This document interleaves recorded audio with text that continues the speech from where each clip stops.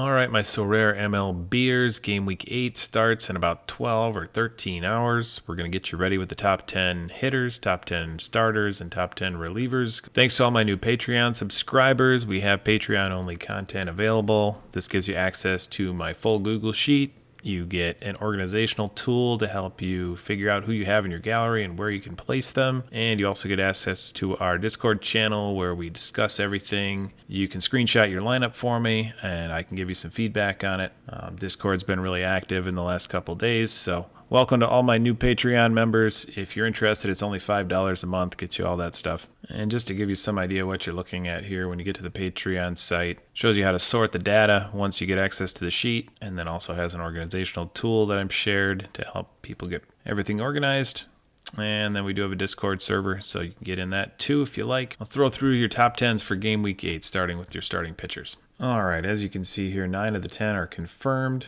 Stats through yesterday, so all of these guys, their last start is included in these numbers. Top play this week, Nick Lodolo. 2 starts now, coming off another great performance. He had 10 Ks against the White Sox, followed that up with a 6 strikeout effort. Last time out, only 1 run on the season, 2 wins in 2 starts, ERA under 1. He's projected at 33.1 based on all this. Of course, you had Tanner Houck coming off a complete game shutout, 3 wins on the year in 4 starts, 28 Ks in just 26 innings. He's looked just electric.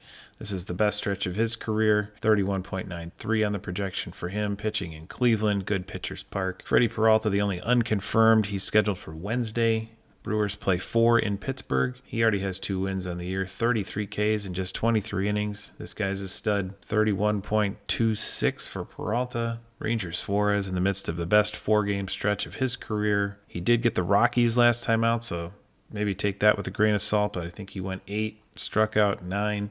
He's been really good every start this year, so I think you can start him with some confidence. 30.33. So those are your 4 over 30 projected this weekend. Reed Detmers in Los Angeles looked a little more human in his last start, but he's still been really good. 30 Ks in 22 innings and only a 1.19 ERA, 29.72. Ronaldo Lopez, kind of a reclamation project this year. So this guy was a starter in Washington years ago. He became a reliever, got traded a couple times last year, bounced around, ended up in Atlanta. They needed a starter. They stretched him out, and he has looked spectacular for Atlanta. 0.5 ERA, 18 Ks in 18 innings, already 2 wins. This is a good offense behind him. I think this is a guy that you want to take a long look at. If he can stay healthy all season, I think you can get a really nice year out of him. 27.97. Jared Jones still doesn't have any cards on Sorare as far as I know. I'm waiting impatiently. He's 1-2, but that doesn't tell the story. 32 Ks in 23 innings. This guy has a dominant fastball. He can throw his fastball in the zone and still get swings and misses. His last start, they pulled him after 5 innings. He'd only thrown 59 pitches, 50 of them for strikes. Absolutely insane. You're not going to be able to play him this week because he doesn't have any cards, but keep your eye out for Jared Jones. 27.75 is his projection. We've got Grayson Rodriguez in Baltimore. He's been nice to start the year. 3 wins already. Another guy with a really good offense behind him. 27 Ks in 24 innings and a projection of 27.5. Tarek Skubal in Detroit. This guy's an electric arm. High 90s fastball. Misses bats. 2.28 ERA on the season. I've got him around 27.5 as well. And last but not least, we got Zach Wheeler, one of the best pitchers in the game. He's already started 5 games this year. Only the 1 win, but 38 Ks in 31 innings. It's not because he's not pitching well. The Phillies bats will get going, and this is one of your top starters in the league, 27.16. So there's your top 10 starting pitcher projections for this week. Now, before we get started with the true relievers, the actual closers, the guys who get saves, if you do own a Tanner Houck classic season card that has relief pitcher eligibility, you're going to want to throw that in this week. He's projected at 31.93, one of the top projections of the week. His 2022 card is relief pitcher eligible. But going into the more traditional relievers, Clay Holmes is your top pick this week. 4 games for the Yankees, so there's a chance he could get into 3.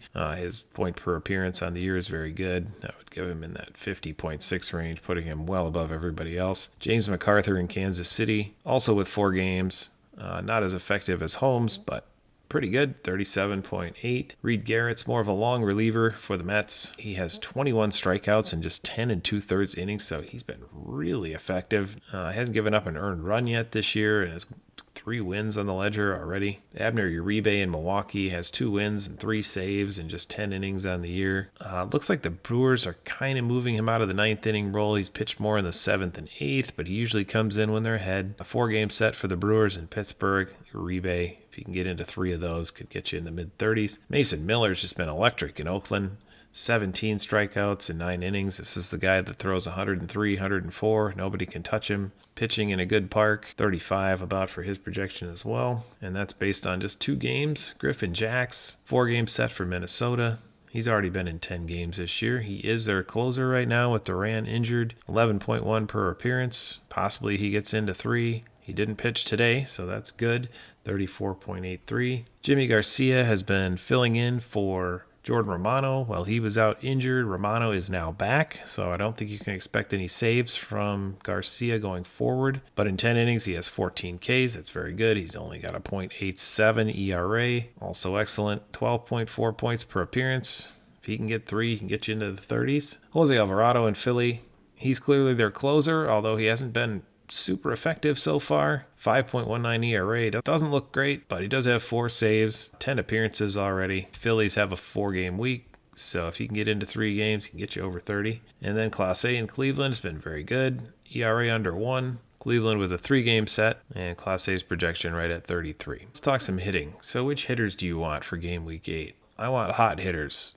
And there's nobody hotter right now than Elly De La Cruz. He's hitting .290, getting on base at a .395 clip. He's already got 6 homers and 15 RBIs. This guy steals bases like crazy. He's got 10 steals. A 4-game set for Cincinnati in their home park, which is a great hitter's park. 51.21 for Elly De La Cruz. William Contreras for the Brewers has .372 batting average right now. 4 homers, 20 RBIs. The Brewers are scoring runs.